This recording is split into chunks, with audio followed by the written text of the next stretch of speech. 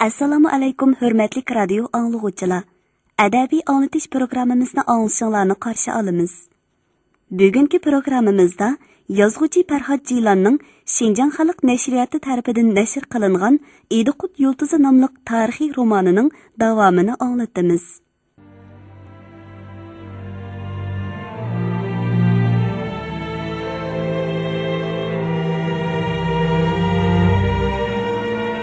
To'xtamishning go'yoki qizirib turgan badaniga muzdek suv qo'yib etilgandek bo'lib ketdi. Uning miyasi garam bo'lib, yuragi harakatdan to'xtagandek tuyuldi. Qoplonbekning biz farzand turuqliq deyish orqali Turkan oynimi Misrlarning farzandi qatorida sanayotganligi To'xtamishning ichini zahar qo'ygandek etishtirdi. U yana bir nimalarni demoqchi bo'ldi. Qoplonbekning aytganlariga radiya bermoqchi, uni ayblamoqchi, uni qoyil keltirmoqchi bo'ldi. Lekin hech nima deyolmadi. U nafsi bo'g'ilib, chiroyi o'ngan holda kayniga burilib, uydan chiqib ketdi. Ichi tit bo'lib, bog' ichidagi gullikda oylanib yurgan Turkan oy uning oldiga yugurib keldi. "Nima bo'ldi?" deb so'radi u yigitning chiroyidagi jiddiylikni ko'rib ansirgan holda. To'xtamish eg'ilga kirib qora etini tizginidan yetilab chiqdi. "Hech gap yo'q. Keyin so'zlaylik", dedi u qizning cho'ng-cho'ng echilib ketgan ko'zlariga mehrli ko'zlari bilan tikilib. Shu asnoda Qoplonbekmi uydan chiqib keldi. "To'xta. Sen otamni dushman ko'rsan. Ajaba otamning etini minib yuribsan-ku?" To'xtamish bu xitobdan tengirqab qoldi. "Bu otni otam Turkan oyga bergan", dedi Qoplonbek. To'xtamish gap qilolmay Turkan oyga qaradi. "Shundoq, to'g'ri. Bu otni menga Misrlar tog'am bergan. Shundoq bo'lsa nima bo'pti? To'xtamish nima deb tog'amni dushman ko'ygidek?" To'xtamish Qoplonbekning so'zlaridan haqorat his qildi. Shundoqdimi o'zining yenida talmirib turgan Turkan oyning so'ygi taptidan uning yuragi ilib turadi. Shunga u Qoplonbekka to'ng tegmadi. "Bu otni menga Turkan oy bergan. Sening gapingga yarasha bu otni hozir sana bersam to'g'ri bo'lmaydi. Agar Turkan oyning bu sovg'atini o'ziga qaytarib bersam, uning ko'ngli og'riydi. Shunga sening bu gaplarni qilishing o'rinsiz. Bu Turkan oy bilan ikkimizning o'rtasidagi ish." "Bu nima deganingiz Qoplonbek aka? Sizlar nima deyishyapsizlar? Bu zodi nima gap? Nima ish? Zodi tushunmadim-ku", dedi Turkan oy navra akasiga qarab. "Turkan oy, men har qitim sizni ko'gil kelganda o'zimning etimni uyda qo'yib, otayin mushu otni minib kelaman. Bu nima uchun? Tushunamsiz?" "Tushunaman. Lekin ishqonlar nimalarni deyapsizlar? Nimalarni deyishdinglar? Faqatli tushunmadim." "Men yana kelaman. Keyin so'zlashaylik Turkan oy", dedi To'xtamish va qora arg'umoqqa bir sakrabli mendida darvozadan chiqib ketdi. 16-bob Qitallar va Naymonlar. Naymonlarning sargardon xoni kuchlik qora Qiton malikasiga o'ylanib, Gurxon Jo'ruqdan qolsa ikkinchi shaxs bo'lib qoldi. Mundaqcha aytganda, Naymon xonligi oxiri Qitonlarga qo'shilib ketdi. Qeri Gurxonning o'g'li yo'q edi. Shunga kuyo'g'li kuchlik xonni o'zining eng yaqin yordamchisi qilib oldi. Gurxon saqliqqa bo'lmay kundan kunga ojizlashib ketayotgan bo'lg'achqa yiroq yaqinga to'li bormaydi. Xonliqning cho'ng ishlarini vazirlarga topshirib qo'yib, ularning ma'lumotlarini anglash bilan cheklanadi. U qo'liga qo'l, putiga put bo'lg'idek biror o'g'lining yo'qligidan qayg'urib oromsizlanadi. Xonliqning kelgusidan ansiraydi. "Mendan keyin bu toj va taxt kimga qoladi?" Gurxonning ana shundaq nadomatli kunlarida Naymonlarning yosh hukmdori kuchlik xon paydo bo'lib, qora Qiton tavallikiga o'tdi. Uzoq o'tmay Gurxonning e'tiborli qizi bu qovul kelishgan yosh xonga ko'nglini berdi. Gurxon o'zimi bu tadbirlik, g'ayratli kuy o'g'lini yoqtirib qoldi. Mo'ng'ullar bilan bo'lgan urushlarda ko'p talofat ko'rib sarson bo'lgan Naymonlar endi orom tepib osoyishlik kunlarga erishgandek bo'ldi. Gurxan bo'sh vaqtlarida kuy o'g'li Kuchlikxonni chaqirib, uning bilan Buyuk Qorxitan xalqining umumiy ahvoli va navbatdagi vaziyat to'g'risida suhbatlashishni yaxshi ko'radi. Biz qitallar qudratli xalq. Ajdodlarimiz kun chiqish tarafdan bu yerlarga ko'chib kelgandan keyin bu atrofda qudratli hisoblangan Ediqut xonliq bilan Qaraxoniylar sulolasini bo'ysundirib, o'zimizning yangi xonliqimizni tiklagan. Qaraxoniylarning ikki ostonasining biri bo'lgan mana mushu Balosag'un shahrini o'zimiz ostona qilib oldik. Shuningdan buyon 100 yil o'tdi. Xonliqimiz yildan yilga yuksaldi. Kun chiqishda Ediqut xonliqi, kun petishda Xorazm davlati, janubda Qaraxoniylar bizga siliq to'laydigan bo'ldi. Biroq yaqindan beri ahvol toza yaxshi emas. Mo'ng'ullarning tahdidi kuchayib Ediqut Uyg'urlari Chingizxon bilan ittifoq tuzib, siliq to'lashdan bosh tortdi. Hatto Qitan ma'murlarini qo'g'lab chiqadi. Hozir hamma alomatlardan qaraganda Xorazm shahmi bo'yin tovliq qilib, o'kti qo'pishga tayyorlanyapti. El diyoridagi Uyg'ur qorli qabilalarimi bizdan yuz o'rib, Mo'ng'ullar tarafga o'tib ketdi. Mushundaq bo'laversa, atugin Tarim vodisidagi Qaraxoniylarmi isyon ko'tarishi mumkin. Mushu ishlarning hammasini obdan hisobga ilib, muvofiq tadbir qo'llanishimiz kerak. Supidagi qat-qat tovar ko'rpalarda takiyiga yo'linib o'ltirgan Gurxon tasdiqlagan tarzda beshini ishtik langshitdi. To'g'ri, nihoyatda to'g'ri. Bo'libmi Xorazm shahrining payli yomon. U bulturmi, bu yilmi olpon topshirmadi. Uning tizginini tortib, obdan bir adablab qo'ysak bo'ladi. Qandoq deysan? Kuchlikxon Balosag'unga kelgandan buyon Qitan ordusidagi hashamatlik turmushda ishchisi qilib, buruqturma bo'lib yuradi. U ot minib, yurishlarga otlanib, dala qirlarda, bo'ron chapqunlarda chavandozlik qilishdan huzurlanadi. Shunga u Gurxonning oxirgi so'zlarini anglab, o'ziga ko'ngildagidek fursat keldi deb tushundi. Shunda qilish kerak. Mana men qo'shin tortib, Xorazm shahrining oldiga baray. U yaxshilikcha itoat bildirsa, sulh orqali kelishimiz. Agar u itoat yo'ldan chiqsa, uni qilich, nayzi bilan bosh agdiraman. Yaxshi gap qilding, o'g'lim. Yaxshi gap qilding. Darhol yurishga otlangin. O'zni chaqlamay shiltin otadigan Xorazm shah degan laqvaga kuchimizni ko'rsatib qo'y. Shunda qilib, Kuchlikxon Naymon qo'shinini boshlab, Balosag'un sepilining cho'ng darvozasidan chiqib ketdi. Qo'shin Qumsangu to'piliq cho'llarini kezib, Xorazm davlatining ostonasi O'rganch shahriga yaqin keldi.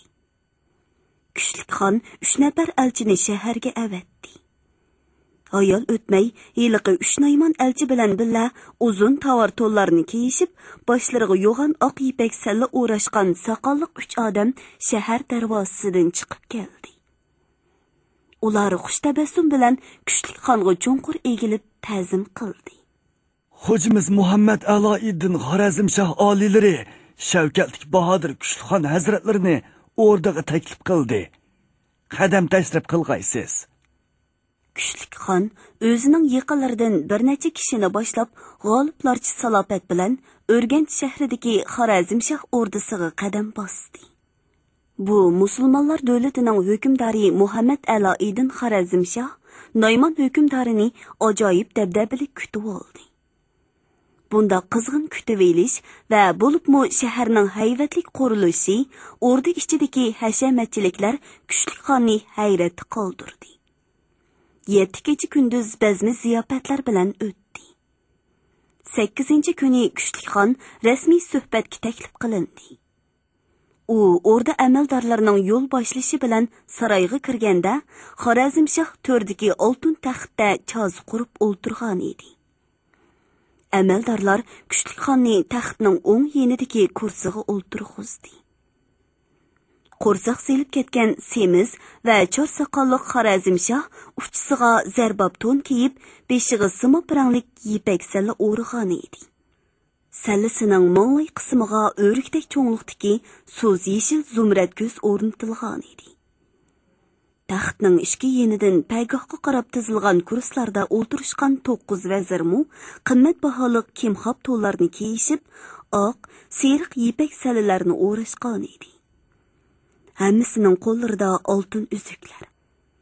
ularga nisbatan xeyli oddiy kiyingan Kuchlik xon bir tarafdan o'z ichida Er kishilarga bunchalik yosinib ketishning nima hojati? deb yaratmasa, yana bir tarafdan hisobsiz boyliqni ifodalab turadigan hashamatchiliklarga qarab bir oz aymangandek bo'ladi. U nagili qaramasin, Hasan Husandek ko'zni qamashtiradigan tovar durdullar. Hamma yerni olib qo'ymay qoplab ketgan rangdor gilamlar. Hamma yerda ko'zga tashlanib turadigan oltin, kumush, javohirlar go'yoki Xorazmshoh davlatining sehriy kuchini namoyon qilayotgandek bilinadi. Ey nomi ulug' Bahodir Kuchlikxon, siz bilan didor ko'rishmak istikini uzoqdan buyon ko'nglimga pukib kelgan edim. Bugun murodimga yetdim. Bizga aytadigan har qanday kalomingizni eshitmak biz uchun zo'r xushalliqdir. Tog' dalalarning bo'ron chapqunlarida o'sgan Naymon hukmdori shaharlarning egiz sepillari ichida aysh-ishratlik jafosiz turmush kechiradigan Xorazm o'g'illarining dabdabalik so'z iboralari va zil munosabatlarga ko'nik emas edi. Shunga kelishdiki muddaosini udulli bayon qildi. Men bu yerga Gurxon otamning topshirig'i bilan keldim. Haqoniya ham Xorazm tavalligidagi musulmonlar Gurxon otamga itoat bildirib, uzoqdan buyon o'lpon topshirib kelgan edi. Lekin bulturdan beri Xorazmshohning o'lpon topshirmaganligi ma'lum. Shunga men Gurxon otamga vakolatan tavayingizlardan yig'ilgan o'lpon siniqlarni o'tkazilish uchun keldim. Oltin taxtda o'ltirgan Muhammad Xorazmshoh semiz gavdasini qimirlatib, sukut ichida o'ltirgan o'zining vazirlariga ko'z yugurtdi va salobitini buzmay tamkinlik bilan kulimsirab qo'ydi. Kuchlik xonning yenidagi kursida o'ltirgan bosh vazir qo'lda yutilib mundoq dedi. Biz nomi ulug' Bahodir Kuchlikxonni Qoraqallarning vakili emas, balki Botir Naymon xalqining munosib xaqoni deb hurmat bildiryapmiz. Kuchlik xon bu gapni anglab mangdab qoldi. Gurxon mening qiynatam, u bizga panohlik berdi. Hozir Gurxon bakli qerib ketdi. Qoraqallarga bir qobil xon kerak edi. Afsuski, Gurxonning o'z pushtidan bo'lgan varisi yo'q. Hozirgi vazirlarning taqozzosidan qaraganda, dal Bahodir Kuchlikxon Qoraqalton taxtining eng muvofiq varisi bo'lishga munosib. Gurxon hozir do'st dushmanni farq etolmayotgandek qiladi. Holbuki, agar Bahodir Kuchlikxon bola sog'inda huquq tutsa, sizlarning ham bizlarning ishlarimiz nihoyatda o'ngishli yurishib ketgan bo'ladi. Xorazm bilan Balosag'un ittifoqlashsa, bizga kim tang kelalaydi? Bizda boylik ko'p. Boyligimiz ko'p bo'lg'achqa 400 ming kishilik zo'r qo'shinni beqib ketyapmiz. Bundaq zo'r qo'shin qo'shni ellarda yo'q. Agar Kuchlikxon biz bilan ittifoqlashishni xohlasa, moddiy boylik bilanmi, qo'shin bilanmi yordam berishga tayyormiz. 400 ming kishilik qo'shin Qoraqallardami, ham bizdami yo'q. Uning ustiga biz musulmonlarning shaharlari egiz va mazmut sepillar bilan qo'rshalgan. Shahar ichi hisobsiz boylik bilan to'lgan. Ular yemaklik va ot uloqdan qisilib qolmaydi. Ular hunarvallikda mukamil. Ularning uy imoratlari shuncha ko'rkam va puxta. Qilich, xanjar va o'qyalari shuncha sifatlik. Eng muhimi, ularning odam soni nihoyatda ko'p. Shundoq ekan, ular bilan dushmanlashish hali xaroblashgan naymonlar uchun o't bilan o'ynashgandek ish bo'lib qolmasin yana.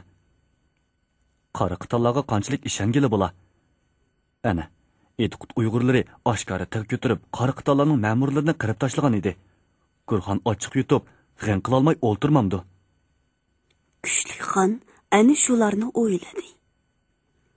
Muhammad Xorazmshoh va bosh vazir shuncha hayvi bilan kelgan bu sargardan Naymon hukmdorining o'ni ichiga tushib o'ltirib ketganini ko'rib, bir-biriga ma'nilik qarashib oldi.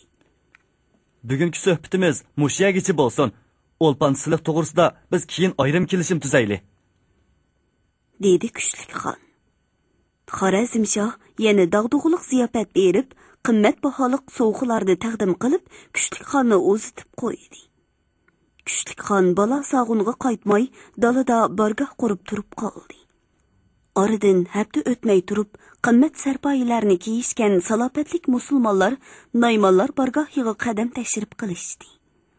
hamda kuchli xon oldida ta'zim bajo keltirib o'zlarini ma'lum qildi. Sultanimiz Muhammad A'loidin Xorazmshah oliylari Bahodir Kuchli janobiy oliylarga salom yo'llab, bizlarni elchilikka avatdi. Kuchli xonmu Xorazm elchilarini qo'y so'yib qizg'in kutib oldi.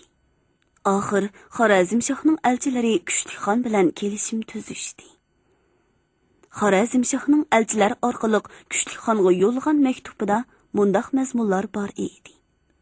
Siz o tarafdan Gurxon ustiga qo'shin tortqaysiz. Men bu tarafdan harakat qilurman. Ikkimiz birlashsak, hech kim bizga tang kelanmaydi. Siz mashriqdan, men mag'ribdan otlanayli. Gurxonning g'azabi amdi bizni ta'qib etolmaydi. Gurxon amdi bizning o'rnimizda ta'virtalmaydi. Maktubning mazmuni Kuchli xonning ko'ngliga bob keldi. Shu asosda ahdnoma tuzishdiki, agar Sultan Muhammad Xorazmshah boshda kelib Gurxonni mag'lub qilsa, Qoshqardan Chingicha bo'lgan orliqdagi yerlar uning bo'ladi. Agar Kuchli xon oldinroq yetib kelib Gurxonni yengsa, Fanokas daryosi bo'ylargacha bo'lgan yerlar uning bo'ladi. Shu ahdnoma bo'yicha har ikki taraf qo'shin tortib qit'alar tarafga yurish qildi. Kuchli xon oldinroq yetib keldi va Balasag'un shahriga hujum qildi. Qit'alar nemish bo'lib ketayotganligini anqirolmay tamtirab qoldi. Keyin o'zini o'ngshib elib zarba berdi. Shahar ichiga kirib bo'lgan naymonlar yana chekinib chiqishga majbur bo'ldi. 2 kun qattiq jang bo'ldi. Naymon qo'shini tarmor keltirildi. Kuchli xon etini oyimay qamchilab shahardan cho'llarga qochdi. Bu chog'da Sultan Muhammad Xorazmshah musulmonlar qo'shiniga o'zi bosh bo'lib, qit'alarning Buxoro, Samarqand va o'trar atroflaridagi qo'shinlarini kayni-kaynidan mag'lub qildi. Shuning bilan Xorazm davlatimi xuddi Ediqut xonligiga o'xshash Qoriqton hukmronligidan uzil-kesil qutuldi. Gurxon Ostonadagi Qoriqton qo'shiniga shaxsan o'zi qo'mondonlik qilib, Sultan Muhammadga qarshi otlandi. Ikki taraf qo'shinlari Boyovonda to'qinishib, uda bir necha kungacha qattiq jang bo'ldi. Har ikki taraf og'ir talafot ko'rdi. Oxiri Xorazm qo'shini chekindi. Gurxon o'z qo'shinini qaytadan tartibga solib, Ostonaga qaytdi. Ani shu chog'da Qiyri Gurxon o'ylab yetmagan voqea yuz berdi. Balasag'un shahrining aholisi aslida Qoraxoniylarga tava bo'lib, islom diniga e'tiqod qilg'achqa, qora qit'alarning hukmronligiga qarata boshdan oyoq ko'nglida g'um saqlab kelmoqda edi. Ular Xorazm taraf bilan urush boshlanganligini anglagandan keyin jonlanib ketdi. Sultan Muhammad qo'shini yetib kelguncha biz ishki jihatdan moslashib, qora qit'alarni yo'qotayli, deb cho'qin ko'tirishdi ular. Shuning bilan jini borligi erkak, koltak to'qmoq, poltika akalarni ko'tirib chiqib, shahardagi qit'alarni bir boshdan ujuqtirib tashladi. Gurxon Xorazm qo'shinini chekintirib qaytib kelganda, Balasag'un aholisi shahar darvozalarini taqib, ularni kirgizmadi. Cho'lda makonsiz qolgan qit'alar g'azabdan yerilg'udek bo'lib, sepillarga hujum qildi. 16 kun jang bo'ldi. Gurxon boshqa joylardagi qiton qo'shinlarini va yaqin atrofdagi beqindi beglarning qo'shinlarini jam qilib, shaharga hujum bilan besib kirdi. Shahar aholisi dahshatli talon-taroj qilindi. Musulmonlarning mo'tabar oqso'ngaklaridan 7000 kishi o'ldirildi. Ko'zi qizargan qitonlar ko'ch-ko'cha, uy-uylarga bostirib kirib, o'lja yig'ish bilan bo'lib ketdi. Intizom buzildi. Qo'shin tarqoqlashdi. Kuchli xon bu ishlardan xabar topgandan keyin Naymon qo'shinini boshlab shaharga to'yuqsiz bostirib kirdi. Va qit'alarning mol dunyo vasvasasi bilan topdan chiqqan cheriklarini tezlikda jamiqtirib, Gurxonni tutqun qildi. Gurxon darmonsiz g'azabdan ruhi chiqib ketgandek bo'lib, o'ri turolmay, to'plashib turgan Naymonlarning o'tirsida doq yerga o'ltirib qoldi. Uning ko'zlari qon quyilgandek qizarib, oppoq soqoli titrab ketdi. So'sar to'miqi yerga tushib ketib, oypon beshi yalang'och qoldi. Voy nomussiz, vijdonsiz munofiq! Tuzkurlik qilib, oshbagaga mush qaytiramsan. Tangridan qo'rqmamsan? U dunyoga borganda Butsat va Sakyamoniga nima deysan? Sen mening qizimga o'ylanib, bu yo'ruq dunyodan ketganda ulug' mehribon shafqatchimiz avvaloki Tishvaraga nima deb javob berasan? Dedi u oldida turgan kuy o'g'li Kuchlikxonga qo'lini shiltib. Naymonlar xudini yo'qitib so'zlayotgan Qiyri Gurxonni ikki qo'ltiqidan yo'lab turg'izishdi. Va uning tirkishib chalva qoshlariga pisand qilmay, o'zining hujrasiga akirib yotqizib qo'yishdi. Kuchlikxon u yotgan kotning yeniga kelib muloyimlik bilan so'zladi. Bunda xafa bo'lishning o'rni yo'q. Siz yanala mening qiynatam. Siz yanala mushu avning xo'jasi. Siz yanala ulug' Gurxon. Men faqat sizga vakolatan ish bijirman. Men sizning qo'lingizdagi gurzi tayoq. Meni qayoqqa shiltsangiz, shu yoqqa mengaman. Siz menga buyruq qilsangiz, men suv kelsa suvdan, o't kelsa o'tdan hargiz yonmayman. Xotirjam bo'ling Gurxon ota. Bahuzur orom eling. Shuning bilan Kuchlikxon Qiyri Gurxonni qo'rchoqqa aylantirib qo'yib, o'zi xonliqning oliy huquqini egiladi. Shu tariqada 2 yil o'tganda 95 yoshga kirgan Gurxon olamdan o'tdi. Shunda qilib, O'rta Osiyo zaminlarida 12-asrning oldingi yerimidan 13-asrning beshigacha taxminan 100 yilga yaqin davomlashgan qudratli Qoriqiton xonliqining hukmronlik huquqi ana shundoq jimjitla Naymon Kuchlikxonning qo'liga o'tib ketdi. Qitonlar asli Xeylongjang va Liaohe daryolari atroflarida ko'chman chorvachilik qilib yashaydigan xalq edi. 6-7 asrlarda ular Tang sulolasi va Ko'kturk xonligi bilan ko'p qitim urush qilgan bo'lib, ba'zida bo'ysundirilgan va ba'zida qayta bosh ko'tarib chiqqan. 8-asrning o'ttirlarida O'rxun Uyg'ur xonligiga beqingan. Uyg'ur xonligi yemirilgandan keyin Qitonlar o'zlarining xonligi tikligan va tezlikda kuchayib Xeylongjang vodisidan tortib Mo'ng'ul yayloqlargacha bo'lgan keng zaminlarni egillagan. Keyin beqinda xalqlardan jurjitlar qo'zg'alon ko'tarib Qiton xonligidan bo'linib chiqdi va o'zlarining oltin xonligi, ya'ni Jin sulolasini tikladi. Shuningdan e'tiboran Qitonlar bilan jurjitlar o'tirsida uzoqqa so'zilgan urushlar boshlanib ketdi. Oqibatda jurjitlar ustunlikni egalladi. Qitonlar aslidagi yurt makonlarini tashlab g'arbga ko'chdi. Hamda buningdan ilgari Tarbog'atayda o'ltiraqlashib qolgan Qitonlar bilan birlashib, Jungo tarixchilarining xotirlarida G'arbi Liao deb atalgan Qoriqiton xonligini vujudga keltirdi. Shuningdan keyin ular oldi bilan Ediqut Uyg'ur xonligi bilan do'stona munosabat o'rnatdi. Ondan Qorixoniylar tavallikidagi yerlarga yurish qildi. Qorixoniylar ularning hujumlarini bir necha qitim zarba bilan chekintirdi. Lekin oxirgi hisobda Qorixoniylarmu va Ediqut xonligimu o'xshashla Qitonlarga seliq to'laydigan o'ringa tushib qoldi. Qoriqiton xonligi rosa kuchaydi. Ular endi Balasog'un shahri, Eli, Yetsu va Issiqko'l rayonlarini, keyin yana Samarqand, Buxoro qatorliq shaharlarni ishg'ol qilib, Xorazm davlati bilan urush boshladi. Natijada Xorazm shahmu o'lpon to'lashga rozi bo'ldi. Shuning bilan butun O'rta Osiyo zaminlari Qoriqiton hukmronligi ostiga tushib qoldi. Beqinda allardagi kishilar alamlik boshlarini chayqab, oyning 15i qorong'u, 15i yo'ruq. Har qancha uzun kunningmi oxiri bo'ladi. Bizning kunimizmi kela, deyishatdi. Oqibat shularning deganidek bo'ldi. Qitonlarni kayni-kaynidan nasbos qila turdi.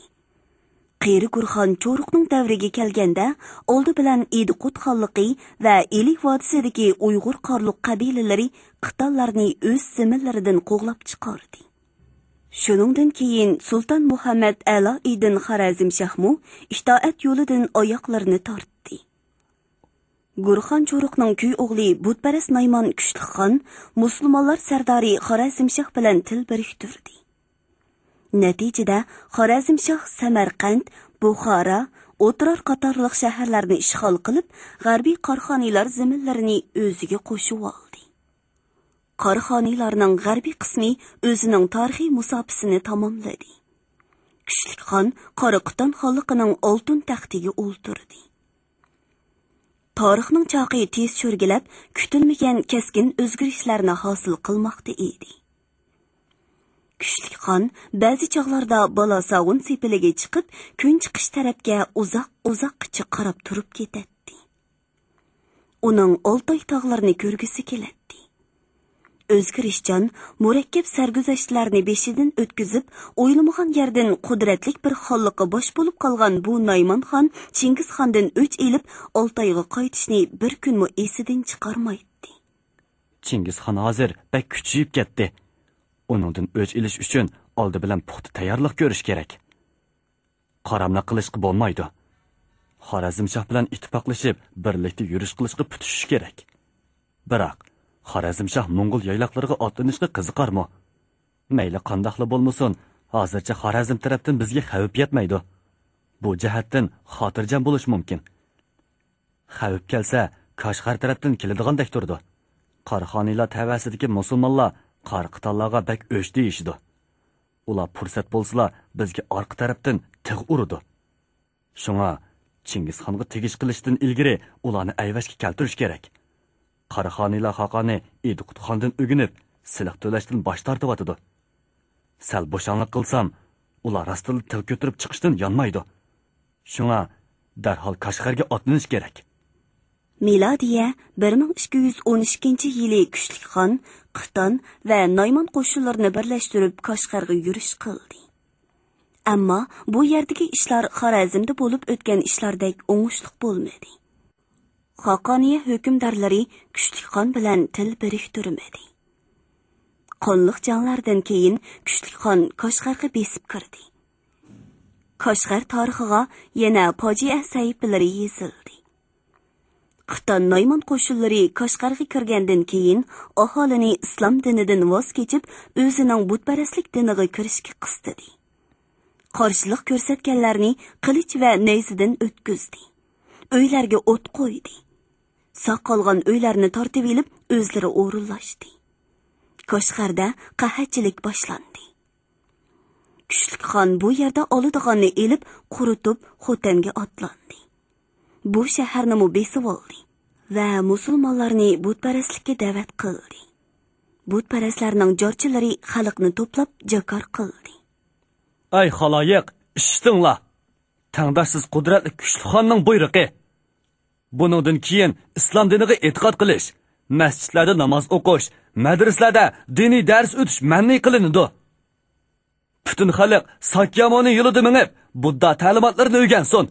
Barcha imomlar va mullalar maydonga chiqib, xaloyiq oldida o'z dinidan qaytganligini oshkora jakarlasin. Kimda-kim Kuchlik xon e'tiqod qiladigan Budda dinidan bosh tortsa, qo'llasi ilindi. İşğaliyetçi çeyrikler cəmi 3000'dan ortiq imam və ölümə mollalarını meydanga yığdı. Kuchlik xon ularga mundaq dedi. Sizlardan kim o'z dindan qaytmayman, Buddaga tevinmayman deyalaydi. Qo'rqmaydiganlar oldiga chiqsin. Sheyx Allohuddin Muhammad Xotani ismli katta o'lima va mudarris to'p ichidan qisilib o'tib Kuchlik xonning oldiga keldi. "Mana men o'z dinimdan qaytmayman," dedi u Kuchlik xonning ko'zlariga tikilib qarab. Kuchlik xon o'zining oldida qilch tamtirmay qaddini tik tutib mag'rur qiyofada turgan bu odamning uzun shoyi to'niga, oq salisiga va qo'yiq o'sgan chor soqiliga sinoq nazarda bir qo'r ko'z yugurtib chiqdi. "Sen nima uchun dinidan qaytmaysan? Menga shuni tushuntirib ber. Chunki islom dini haq va pokdir," dedi Sheyx Allohuddin Xotani. Hamda Qur'on, hadislardan naql keltirib, diniy islomning arkan va amr ma'ruflarini tafsiliy tushuntirishga boshladi. "Bo'ldi, to'xta!" deb qattiq varqirdi Kuchlik xon va payg'ambar Muhammad alayhissalomni tilga elib haqorat yog'dirdi. Shayx mislsiz g'azabdan titrab ketdi. "Tilingni tortmas, mal'un, og'zingni to'pit olsin!" deb xitob qildi u Kuchlik xonga qo'lini shiltib. Kuchlik xonning tishlari g'uchurlab ketdi. "Sening qancha jining borligini, diningdan yonmag'iningni ko'rib baqayqini," dedi u va yenida tayyor turgan cheriklarga shayxni tutishni ishorat qildi. Cheriklar etilib kelib, shayx kichangol soldi va uning qo'llarini kayniga qayirib, qili orqon bilan chambarchas bog'lab etdi. Shu vaqa bo'layotgan maydonning bir yenida Shayx Alauddin Xotani o'zi soldirgan bir cho'ng madrasa bor edi. Cheriklar kuchli xonning buyrug'i bo'yicha shayxni shu madrasaning oldiga haydab kelib, qiyin qistoqqa oldi. O'z toliblarining oldida islomdan voz kechganligini aytsan deb zulm soldi. Shayx azobga chidab, to'xtamay kalima-i shahodatni o'qidi. Kuchli xon zarda qaynab vorqirdi. "Bu jahil xo'tanlik!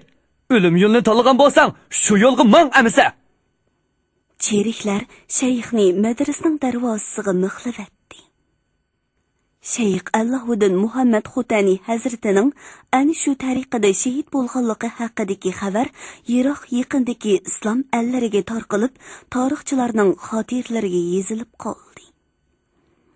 Kuchli xonning Koshgar va Xotanni istilo qilishi bilan Qorxoniylar sulolasining 280 yillik tarixi oxirlashdi. 17-bob Qo'chudin Koshgargacha. Milodiya 1218-yili Atiyas. To'xtamishning baxtli kunlari boshlangan edi.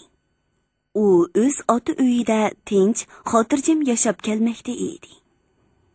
U amdi Olibariz Tarxonning qo'shinida 105 bo'lib xizmat qiladi. Odatdagi mashq va yurishlardan bo'sh vaqtlarida u o'zining 3 kishilik illiq oilasida 3 yoshli o'g'li Iltarishni erkiltib o'ynatishdan cheksiz huzur halovat his qiladi. Mana bugunmi To'xtamish 105 o'z uyidagi ozoda supi ustida suyungan va shodlangan holda kichikkina Iltarish bilan o'ynashmoqda edi. U heli o'ngsiga yetib budruq o'g'lini qo'rsqiga o'ltirg'izib elib, uni mejiqlab, g'idiqlab kuldiradi. Heli ot bo'lib, bu o'moq chatoqchini dumbisiga mindirib elib, supidagi gilam ustida uyoq bu yoqqa aylantiradi. Yondagi uydan To'xtamishning ayoli, Iltarishning onasi guldek ichilib kulgan peti yugurib kirdi. "Sizlar ota bolishqinglar meni yolg'iz qo'yib, o'zinglar o'ynamsizlar?" dedi u jaronliq, shodiyona ovozda va supi ustiga sakrab chiqib, ota bolaga yepishdi. Uchaylan kulishib, chirqirishib, pomdoqlashib ketdi. Shu asnoda toshqaridan darvozaning taraqlig'ini va ishning qovug'ini anglandi. To'xtamish chiqib darvozani ochdi. Yosh bir chavandoz otdan tushmayla xabar yetkazdi. "Sarkardimiz Olibariz Tarxon barliq mingbishi va yuzbishilarni orda oldidagi maydonga darhol yig'ilishga buyurdi." To'xtamish etini egarlab mindi va uyning eshik oldida o'g'li Iltarishni ko'tarib turgan ayoliga qarab, "Yultuz, men ordaga ketdim", dedi-da chiqib ketdi. Shundoq To'xtamish marhum Bodruq baxshining qizi Yultuzga uylangan edi. Shuncha uzundan buyon uning ko'ngil xotirasidan o'chmay kelgan Turkan oy g'oyib bo'lgan edi. To'xtamish Turkan oyning uyida Qoplonbek bilan ko'rishgan shu kundan keyin ahvol butunlay o'zgarib ketdi. To'xtamish go'yoki o'zining baxt quyoshiga aylanib qolgan bu ma'suma qizning sotqin munofiq misrlarning jiyan qizi ekanligini uqqandan keyin yuragi siqilib, yo'ruq dunyo ko'zlariga qorong'u ko'rindi. Ochiq hasrat uni dam o'tqi selib kuydirsa, dam qora muzliq suvga selib titratgandek bo'ldi. Halbuki 2 yosh yurak o'tirsidagi so'ygu aqidasi bajoyiki quyosh taptidek issiq va kirsiz pok edi. To'xtamish Qoplonbekka to'vanchilik bilan iltijo qildi. Uning muhabbat yo'liga to'sqinlik qilmasligini o'tindi. Turkan oymu ko'z yoshlarini mo'ldirdek yog'dirib, navra oqsig'i yelindi. Biroq Qoplonbek o'z so'zida johillik bilan ching turib oldi. To'xtamish qattiq hayajonlanishdan bo'lsa kerak, bir kuni qizitmasi o'rlab yetib qoldi. Shu yotqancha 4-5 kun o'tib ketdi. U saqiyib, hiliqi yeziga borganda Turkan oyni topolmadi. Qoplonbekmu, Misristlamu yo'q edi.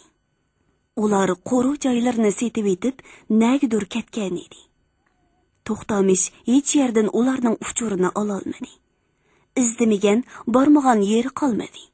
Tepilmadi. Ular ana shunda xufiyon holda iz-deraksiz g'oyib bo'ldi.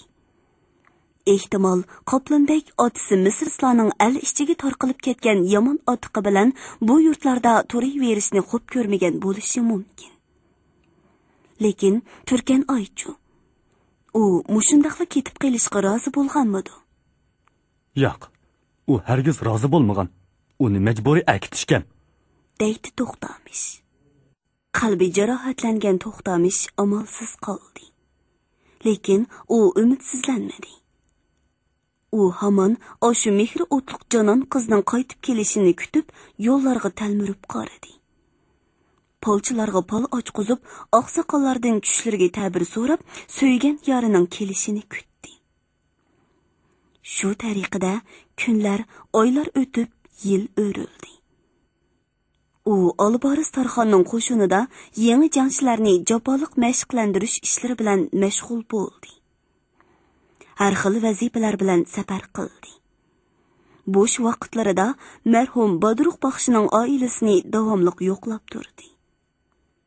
U har qaytim kelganda Yulduz, "Apa, To'xtamish akam keldi", deb yugurib xabar yetkazib, bo'lakcha xushal bo'lib ketdi. Shundoq kunlarning birida Yulduzning onasi To'xtamishni yeniga chaqirdi. "To'xtamish balam, o'zing bilasan, mening sog'lig'im bo'lmayotidi.